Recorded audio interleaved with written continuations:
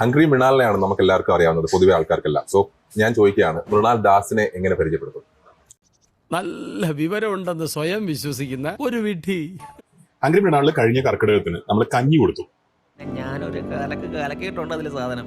കഴിച്ചവന്റെയൊക്കെ വയറ് within 30 minutes കലങ്ങിയിരിക്കും, എല്ലാം തൂറി മെഴുകും. കാരണം കഞ്ഞി ഒരു റെസ്റ്റോറന്റിൽ പോയിട്ട് കുടിക്കുക എന്ന് പറയുന്നത്, ഒരു AC റെസ്റ്റോറന്റിൽ പോയിട്ട് കഞ്ഞി കുടിക്കുക എന്ന് പറയുന്നത് യൂഷ്വലി ആൾക്കാർ ചെയ്യുന്ന പണിയല്ല.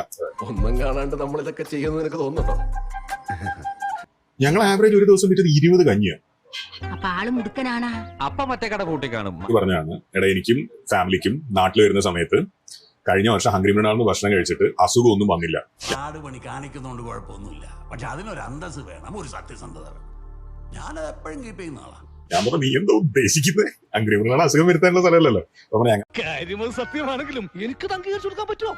അതായത് നമ്മുടെ ഹാർട്ട് പറയുന്ന സാധനം ചെയ്യുന്നതാണ് മിക്കവാറും റെസ്റ്റോറൻറ്റ്സ് ചെയ്യാം. അതെ, പക്ഷെ consultancy is always about brain. തലച്ചോറില്ലാതെയും ഒരു ജന്തുവിന് ഇത്രയും കാലം ജീവിക്കാമെന്നതിന് ഏക ഉദാഹരണമാണ് ഈ തിരുമണ്ടൻ. അതിൽ ലോജിക്ക് മാത്രമേ ഉള്ളൂ. ലോജിക്ക് കസ്റ്റമർക്ക് എന്താണോ വേണ്ടത്, അങ്ങനത്തെ കാര്യങ്ങൾക്ക് ഇമ്പോർട്ടൻസ് ഉള്ളൂ.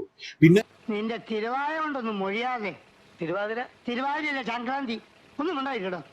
ഈ വ്ലോഗ് ചെയ്ത് തുടങ്ങിയതിന് ശേഷം ആളുകൾക്ക് ഒരുപാട് തെറ്റിദ്ധാരണയുണ്ട് ഇതിനെ പറ്റിയിട്ട്. ഒരു തെറ്റിദ്ധാരണയില്ല, കണ്ടപ്പോൾ മുതൽ നമ്മൾ തമ്മിൽ നല്ല ധാരണയാണ്. ഈ മാർച്ചിങ് ശരിയല്ല. എന്ത് അങ്ങനല്ല, വേറെ ഓൾമോസ്റ്റ് ഏത് റെസ്റ്റോറന്റിൽ പോയി ഭക്ഷണം കഴിച്ചാലും എന്തെങ്കിലും അസുഖം വരും. ഓ, ഈ ചത്തതിന് ശേഷമേ പോസ്റ്റ്മോർട്ടം ചെയ്യാവൂ എന്ന് പറയുന്ന പോലെ അല്ലേ? എനിക്ക് എന്റെ ഏത് പ്രായത്തിൽ ഏത് ദിവസത്തെയും എന്നോട് പറയാനുള്ളത്, you doing great, well done.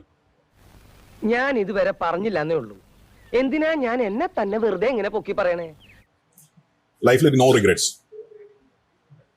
ഒരു റിഗ്രറ്റും ഇല്ല. ചെയ്ത ഒരു കാര്യങ്ങളിലും മാറ്റി ചെയ്യണമെന്ന് ആഗ്രഹമില്ല. കാരണം മാറ്റുവിൻ ചട്ടങ്ങളെ സ്വയം, അതല്ലെങ്കിൽ മാറ്റുമതുകളീ നിങ്ങളെത്താൻ. ഇന്നത്തെ നമ്മളെ ഫോം ചെയ്യുന്നത് നമ്മുടെ പാസ്റ്റ് ആണ്. If you going to go back and change it, ചേട്ടന്റെ സ്ഥാനത്ത് നിന്ന് പറയുക, നീ ഇവിടുന്ന് ഇറങ്ങി കഴിഞ്ഞാൽ ഇമ്മീഡിയറ്റ് ആയിട്ട് ഒരു സൈക്കാട്രിസ്റ്റിനെ പോയി കാണണം. നിന്റെ ഭാവിക്ക് വേണ്ടിയാ.